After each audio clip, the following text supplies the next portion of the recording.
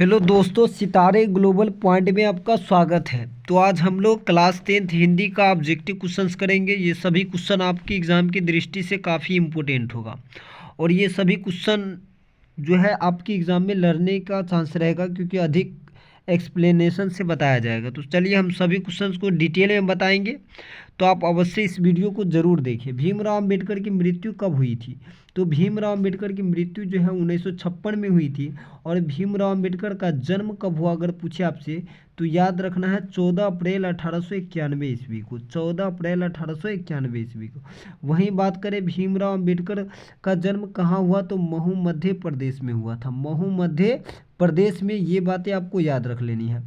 तो आगे चलिए हम बढ़ते हैं कि भीमराव अंबेडकर को क्या कहा जाता है? मानव मुक्ति का पुरोधा। मानव मुक्ति का पुरोधा किसे कहा जाता है? तो भीमराव अंबेडकर को कहा जाता है। यही बात करें, और भी क्वेश्चन आपके एग्जाम में बन सकता है। श्रम विभाजन जाति प्रथा के लेखक कौन है? तो श्रम विभाजन जाति प्रथा के लेखक जो है भीमराव अंबेडकर है। भीमराव अंबेडकर के कितने प्रेरक व्यक्ति रहे? तो 3 प्रेरक व्यक्ति रहे, बुद्ध, कबीर और ज्योतिबा फूले। तो चलिए ये सभी क्वेश्चन आपको याद रख लेने हैं।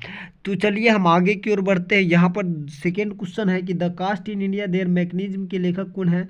तो इनके लेखक है भीमराव अंबेडकर। भीमराव अंबेडकर ने क्या लिखा? तो श्रम विभाजन जाति प्रथा। श्रम विभाजन जाति प्रथा के लेखक कौन है? तो भीमराव अंबेडकर है। वहीं बात करें श्रम विभाजन जाति प्रथा कहाँ से लिया गया, तो एनिहिलेशन ऑफ कास्ट से लिया गया है। एनिहिलेशन ऑफ कास्ट से। वहीं बात करें इनकी और भी रचना है, बुद्ध एंड धम्मा के लेखक कौन है? तो भीमराव अंबेडकर हैं। तो चलिए हम आगे की ओर बढ़ते हैं। यहाँ पर क्वेश्चन है, सेन साहब किस कहानी के पात्र है? तो सेन साहब जो है किस कहानी के पात्र है? 20 के दांत। 20 के दांत कहानी के लेखक कौन है? तो नलिन बिलोचन शर्मा। 20 के दांत कहानी के लेखक कौन है? तो नलिन बिलोचन शर्मा। ये बातें आपको याद रखनी है, नलिन बिलोचन शर्मा। और सेन साहब, तो सेन साहब की कितनी बेटियां हैं? तो आपको याद रखना है सेन साहब की कुल 5 बेटियां हैं और 1 पुत्र है। सेन साहब के पुत्र का ही नाम क्या है? तो खोखा। खोखा का नाम रहता है कासू। क्या नाम है? तो कासू। और कासू का जो दांत है किसने तोड़ दिया था? ये बातें भी आपको याद रखनी है। तो मदन। मदन के पिता का नाम क्या है? तो गिरधर लाल। गिरधर लाल क्या है? तो गिरधर लाल क्या रहते हैं? किरानी रहते हैं। तो चलिए हम आगे की ओर बढ़ते हैं। वही बात करें सेन साहब, यहाँ से एक और क्वेश्चन पूछेगा कि सेन साहब की कार किस कलर की थी? तो आपको याद रखना है सेन साहब की कार काले कलर की थी, काला। याद रखना है, ये सभी क्वेश्चन आपके एग्जाम में पूछा जाएगा। नलिन बिलोचन शर्मा की कहानी है, तो हमने आपको अभी बताया 20 के दांत के लेखक है नलिन बिलोचन शर्मा। भारत से हम क्या सीखे किस साहित्यिक विद्या में है? तो भारत से हम क्या सीखे, ये क्या है? भाषण है। भारत से हम क्या सीखे के लेखक कौन है? तो भारत से हम क्या सीखे के लेखक है मैक्स मूलर। Max Muller. कठ और केन को जर्मन भाषा में किसने अनुवाद किया था? तो मैक्स मूलर ने। मैक्स मूलर की बात करें तो वेदांतियों का वेदांत किसे कहा जाता है? तो वेदांतियों का वेदांत जो है मैक्स मूलर को कहा जाता है। वेदांतियों का वेदांत किसे कहा जाता है? मैक्स मूलर को कहा जाता है। तो चलिए हम आगे की ओर बढ़ते हैं। कौन सी भाषा सभी भाषाओं की अग्रजा है? तो कौन सी भाषा सभी भाषाओं की अग्रजा है? तो संस्कृत भाषा। आगे की ओर बढ़ते हैं। नाखून क्यों बढ़ते हैं? यह प्रश्न लेखक के समक्ष किसने उपस्थित किया था? तो लेखक के छोटी बेटी ने। यहाँ पर बात करें नाखून क्यों बढ़ते हैं कि लेखक कौन है? तो हजारी प्रसाद द्विवेदी। हजारी प्रसाद द्विवेदी, जिसे आचार्य कवि कहा जाता है। यही बात करें हजारी प्रसाद द्विवेदी का जन्म कब हुआ? तो 1907 में हुआ था। कब हुआ? 1907 में हुआ। तो चलिए हम आगे की ओर बढ़ते हैं। नाखून मनुष्य का क्या है? तो नाखून मनुष्य का प्राचीनतम हथियार है। नाखून मनुष्य का क्या है? प्राचीनतम हथियार है। उत्तर भारत के नागरी लिपि को हम किस नाम से जानते हैं? तो देवनागरी लिपि। वहीं बात करें नागरी लिपि के लेखक कौन है? तो गुणाकर मूले। कौन है? गुणाकर मूले। गुणाकर मूले। ये बातें आपको याद रख लेनी है। चलिए हम आगे की ओर बढ़ते हैं। महमूद गजनबी द्वारा चलाया गया सिक्का किस लिपि में लिखा गया? तो ब्राह्मी लिपि में लिखा गया। तो चलिए हम आगे की ओर बढ़ते हैं। बहादुर कहाँ से भागकर आया था? तो बहादुर जो है कहाँ से भागकर आया था? नेपाल से। बहादुर पूछेगा आप अगर आपसे कि बहादुर का पिता किस में मारा गया? तो युद्ध में मारा गया था। किस में मारा गया था? युद्ध में मारा गया था। बहादुर के पिता किस में मारा गया था? युद्ध में। वहीं बात करें बहादुर कहानी के लेखक कौन है? तो बहादुर कहानी के लेखक है अमरकांत। अमरकांत पूछेगा बहादुर को लेखक के घर किसने लाया था? तो लेखक के साले साहब ने लाया था। लेखक के साले साहब ने बहादुर पर कितने रुपये चोरी का इल्ज़ाम लगाया? तो 11 रुपये। 11 रुपये। वहीं बात करें बहादुर से अगर क्वेश्चन आएगा कि बहादुर यानी अमरकांत यानी लेखक के जो रिश्तेदार थे लेखक के घर किस दिन आए थे? तो रविवार के दिन आए थे। ये बातें भी आपको याद रख लेनी है। अगर इतना बात याद रखते हैं तो आपको 100% क्वेश्चन टकरा जाएगा। रिश्तेदार के पत्नी के कितने रुपये खो गए थे? तो 11 रुपये खो गए थे। कितने रुपये खो गए थे? 11। दूसरे की नकल कर लिखा गया साहित्य कैसा होता है? तो दूसरे की नकल कर लिखा गया साहित्य अध्ययन होता है। बिरजू महाराज को संगीत नाटक अकादमी अवार्ड कब मिला था? तो 27 वर्ष में मिला था। वहीं बात करें बिरजू महाराज को, बिरजू महाराज क्या है? तो कथक नृत्य है। क्या है? कथक नृत्य है। वहीं बात करें बिरजू महाराज ने क्या लिखा? तो जीत जीत में निरखत हूँ। जीत जीत में निरखत हूँ क्या है? तो जीत जीत में निरखत कैसी विद्या है? तो आपको याद रखना है जीत जीत में निरखत साक्षात्कार है। क्या है? साक्षात्कार है। तो हम आगे की ओर बढ़ते हैं। अभिनयों में लेखक ने कितनी कविताएं लिखी? तो 35 कविताएं लिखी। अभिनयों के लेखक की बात करें तो अशोक वाजपेयी है। अभिनयों के लेखक कौन है? तो अशोक वाजपेयी है। अभिनयों के लेखक कौन है? अशोक वाजपेयी। मछली किस प्रकार की कहानी है? तो मछली कहानी जो है मनोवैज्ञानिक कहानी है और मछली कहानी के लेखक है विनोद कुमार शुक्ल। विनोद कुमार शुक्ल। विनोद कुमार शुक्ल। इनका जन्म ही 1937 में हुआ। कब हुआ? 1937 में। वहीं बात करें विनोद कुमार शुक्ल, मछली कहानी कहाँ से लिया गया है? तो महाविद्यालय से लिया गया है। महाविद्यालय से। कहाँ से लिया गया? महाविद्यालय से। तो चलिए हम आगे की ओर बढ़ते हैं। बिस्मिल्लाह खान के मामा का नाम था। तो बिस्मिल्लाह खान के मामा का नाम था सादिक हुसैन। क्या नाम था? सादिक हुसैन। बिस्मिल्लाह खां क्या थे? तो शहनाई वादक थे। यहाँ से एग्जाम में आएगा कि बिस्मिल्लाह खां क्या थे? तो शहनाई वादक थे। वहीं बात करें कि बिस्मिल्लाह खां शहनाई वादक थे और बिस्मिल्लाह खां के साथ किस मुस्लिम पर्व का नाम जुड़ा है? तो मुहर्रम। याद रखना है आपको, मुहर्रम। बिस्मिल्लाह खां के नाना का घर कहाँ था? तो काशी में। ये सभी क्वेश्चन आपके एग्जाम में पूछे जा सकते हैं, काफ़ी इंपॉर्टेंट है। तो चलिए हम आगे की ओर बढ़ते हैं। भारतीय संस्कृति किसका प्रतीक है? तो एकता का या विविधता का या मानवता का या विभिन्न संस्कृति के सामंजस्य का। तो आंसर ऑप्शन डी इसका राइट आंसर हो जाएगा। ये सभी गलत हो जाएगा। तो चलिए हम आगे की ओर बढ़ते हैं। गुरु नानक के अनुसार किसके बिना जन्म व्यर्थ है? तो गुरु नानक के अनुसार किसके बिना जन्म व्यर्थ है? राम नाम के बिना। राम नाम के बिना। तो यही बात करें गुरु नानक का जन्म कब हुआ? तो गुरु नानक का जन्म हुआ 1469 ईस्वी में, तलवंडी लाहौर में। कहाँ हुआ गुरु नानक का जन्म? तलवंडी लाहौर में। यही बात करें कि गुरु नानक का जन्म स्थान क्या कहलाता है? तो नानकाना साहब कहलाता है। क्या कहलाता है? नानकाना साहब कहलाता है। तो ये बातें आपको याद रख लेनी है। तो चलिए हम आगे की ओर बढ़ते हैं। गुरु नानक किस भक्ति धारा के कवि है? तो गुरु नानक जो है निर्गुण भक्ति धारा के कवि है। आगे की ओर बढ़ते हैं। कौन सी कृति रसखानी की नहीं है? तो प्रेम फुलवारी भारतेंदु हरिश्चंद्र के हैं। भारतेंदु हरिश्चंद्र। वहीं बात करें अष्टयाम के भी लेखक नाभादास है। अष्टयाम के लेखक कौन है? तो नाभादास है। तो ये बातें भी आप समझ सकते हैं। तो ये दोनों सही इसका आंसर हो सकता है। घनानंद किस काल के कवि है? तो घनानंद रीति काल के कवि है। घनानंद किस काल के कवि है? रीति काल के। यही घनानंद की बात करें तो घनानंद ने क्या लिखा? आपको ये बातें भी याद रखना है। घनानंद ने लिखा अति सुधो स्नेह को मार्ग है। ये बातें आपको याद रख लेनी है। अति सुधो स्नेह को मार्ग है शीर्षक सेवैये किनकी रचना है? तो घनानंद की रचना है। घनानंद के प्रेमी का नाम क्या था? तो सुजान। आपको याद रखना है क्या नाम था? सुजान। क्या नाम था? सुजान। पूछेगा एग्जाम में कि घनानंद अपना आंसू जो है कहाँ पहुँचाना चाहते हैं? तो सुजान के आंगन में पहुँचाना चाहते हैं। वहीं बात करें कि घनानंद किसके यहाँ मीर मुंशी थे? तो ये बातें भी आपको याद रखनी है।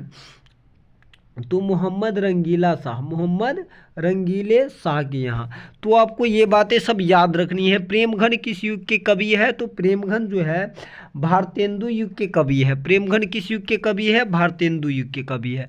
पंत जी की भारत माता कहाँ निवासनी है?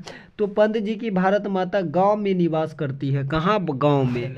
दिनकर के काव्य का मूल स्वर क्या है? तो दिनकर के काव्य का मूल स्वर क्या है?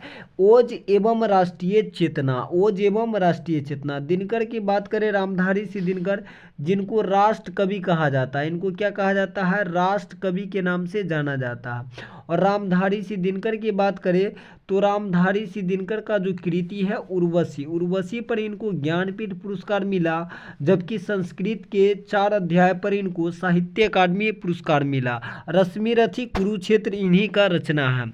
तो आपको ये बातें भी याद रखनी है। कौन सी कृति अज्ञेय की नहीं है? तो अज्ञेय की कौन सी कृति नहीं है? तो मिलन यामिनी, इसका राइट आंसर हो जाएगा मिलन यामिनी। अज्ञेय की जन्म कब हुआ? तो 7 मार्च 1911 को। कब हुआ इनका जन्म? 7 मार्च 1911 ईस्वी में हुआ था। ये बातें आपको याद रखना है। शेखर एक जीवनी किस विद्या की रचना है? तो शेखर एक जीवनी क्या है? उपन्यास है, और ये भी किसकी है? तो अज्ञेय की। अज्ञेय ने क्या किया था? तो अज्ञेय ने तार सप्तक का संपादन किया था। तार सप्तक का संपादन किसने किया? अज्ञेय ने। कब किया? 1943 ईस्वी में किया था। कब किया था? 1943 ईस्वी में। कुंवर नारायण कैसे कवि है? तो कुंवर नारायण जो संवेदनशील कवि है, कुंवर नारायण कैसे कवि है? तो संवेदनशील कवि। इस दुनिया में किसकी कृति है? तो इस दुनिया में बीरेन डंगवाल की कृति है।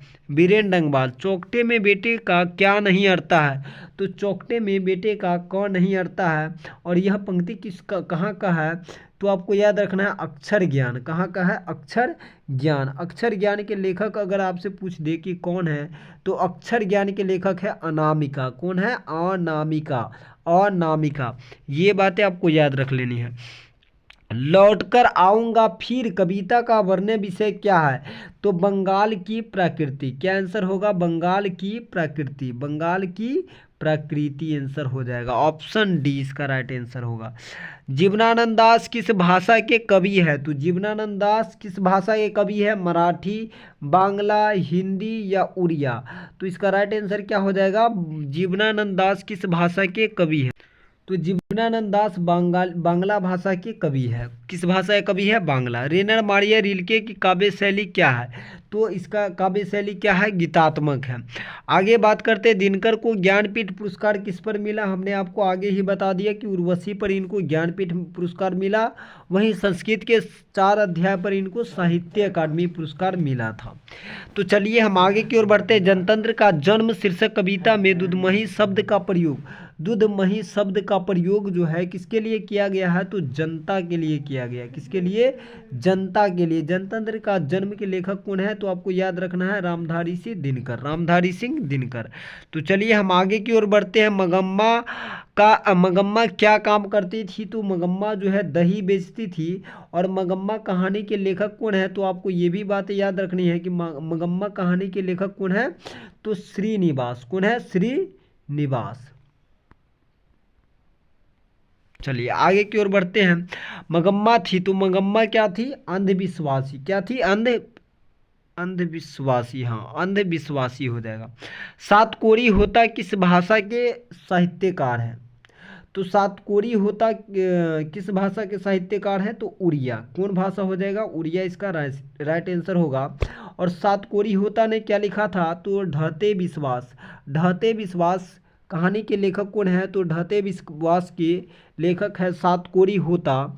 और ढहते विश्वास जिन्होंने लिखा सातकोरी होता, तो ढहते विश्वास के नायक कौन है? अगर आपसे पूछ लिया जाए कि ढहते विश्वास के नायक कौन है, तो ये आपको ये बातें भी याद रखनी है कि लक्ष्मी। क्यों? कौन है? लक्ष्मी। लक्ष्मी के पति का नाम क्या है? तो लक्ष्मी के पति का नाम है लक्ष्मण। क्या नाम है? लक्ष्मण। तो चलिए हम आगे की ओर बढ़ते हैं। ज्योतिषी ने मंगू के बारे में क्या कहा था?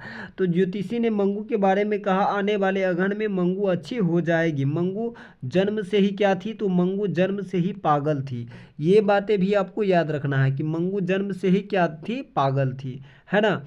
तो ये बातें भी आपको याद रख लेना है। पहले दिन पापत्ती को क्या था? तो पहले दिन पापत्ती को बुखार था। क्या था? बुखार था। पापत्ती को क्या था? अगर आपसे पूछे पापत्ती को कौन सी बीमारी थी? तो मेनिनजाइटिस। क्या थी? मेनिनजाइटिस। तो चलिए हम आगे की ओर बढ़ते हैं। धरती कब तक घूमेगी के नायिका कौन है? तो धरती कब तक घूमेगी के नायिका है सीता। कौन है? सीता। तो ये सीता को कितने पुत्र थे? तो 3 पुत्र थे। ये बातें भी आपको याद रखनी है। हिमालय शब्द कौन सी संज्ञा है? तो काफ़ी आसान क्वेश्चन है। हिमालय तो व्यक्तिवाचक संज्ञा है। हिमालय कौन सी संज्ञा है? व्यक्तिवाचक। मैं रामायण पढ़ता हूँ, मैं रामायण पढ़ता हूँ, इस वाक्य में सर्वनाम क्या है? तो पुरुषवाचक सर्वनाम है। चलिए हम आगे की ओर। स्वर्ग का विशेषण क्या होगा? तो स्वर्ग का विशेषण बहुत ही आसान है, स्वर्गीय। यहाँ पर बात करते हैं, राम ने रावण को मारा, इस वाक्य में तो देखिए कर्ता ने कर्म को, दोनों कारक चिन्ह है। ऑप्शन ए इसका राइट आंसर होगा। वर्तमान काल के कितने भेद है? तो वर्तमान काल के 5 भेद हैं। ये बातें याद रखनी है। व्युत्पत्ति का संधि विच्छेद क्या होगा? बी जोड़, बी जोड़ उत्पत्ति, व्युत्पत्ति। ऑप्शन सी इसका राइट आंसर हो जाएगा। विद्यार्थी में कौन सी संधि है? तो विद्यार्थी में जो दीर्घ संधि होगा, क्योंकि विद्या, विद्या अजोड़ अर्थी, विद्या जोड़ अर्थी, यानी हम कह सकते हैं कि आ जोड़ अ मिल के क्या बना है? तो आ ही बना। आ जोड़ अ मिल के अगर आ बन जाए तो वो दीर्घ संधि ही होता है, दीर्घ संधि होता है। महात्मा में समास बताइए। तो महात्मा कौन सा समास है? कर्मधारय समास हो जाएगा महात्मा। छाती पर मूंग दलना का अर्थ क्या होता है? यानी समीप रहकर, यानी किसी के नज़दीक रहकर कष्ट देना, यही इसका मतलब होता है। छक्के छुड़ाना मुहावरे का अर्थ क्या होता है? तो हिम्मत, यानी किसी को यानी हिम्मत को, हिम्मत पस्त कर देना, यही होता है छक्के छुड़ाना। तो आगे की ओर बढ़ते हैं। निम्नलिखित वाक्यों में शुद्ध का चयन कीजिए। ये पुस्तक छात्र को बांट दो, ये पुस्तक छात्रों को बांट दो। तो ये पुस्तक, ये पुस्तकें होना चाहिए। यह पुस्तकें, यह पुस्तकें नहीं होगा। यह पुस्तक छात्र को बांट दो नहीं हो सकता, इसीलिए इसका राइट आंसर कोई नहीं सही हो जाएगा यहाँ पर। तो चलिए हम आगे की ओर बढ़ते। निम्नलिखित वाक्य में शुद्ध वाक्य का चयन कीजिए। राम और सीता वन में गए, राम और सीता वन गए, राम और सीता वन को गए। तो इसका राइट आंसर ऑप्शन सी होगा, राम और सीता वन को गए। अनुवाद में कौन सा उपसर्ग है? तो अनुवाद में अनु उपसर्ग हो जाएगा, अनु उपसर्ग हो जाएगा। काफी आसान है। लेखक में कौन सा प्रत्यय है? तो लेखक में अक आता है अंतिम में। जैसे यहाँ पर देखिएगा, नमकीन में कौन सा प्रत्यय है? जैसे लेखक में कौन सा प्रत्यय? अक प्रत्यय है। जैसे यहाँ ऐतिहासिक में कौन सा प्रत्यय? अक प्रत्यय हो जाएगा। तो इसी प्रकार से आपको याद रख लेना। अभियान का लिंग निर्णय करें। तो अभियान, अभियान क्या होता है? अभियान होता है पुल्लिंग। अभियान क्या है? पुल्लिंग। यही आँख, आँख का लिंग क्या होगा? तो आँख स्त्रीलिंग हो जाएगा। तो चलिए हम आगे की ओर बढ़ते। आगमन, आगमन का विपरीतार्थक शब्द है निर्गमन। आगमन का निर्गमन। आरोही का उल्टा क्या होता है? तो आरोही का उल्टा होता है अवरोही।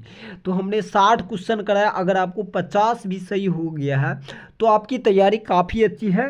और अगर ये वीडियो आप देख लेते हैं तो 100% है कि आपको एग्ज़ाम में 20 या 30 अंक यहाँ से ज़रूर एकदम सेम टू सेम क्वेश्चन छपेगा। तो आप इस वीडियो को अवश्य देखें और ज़्यादा से ज़्यादा हो सके तो शेयर करें। अच्छा लगे तो ज़रूर चैनल को सब्सक्राइब करें।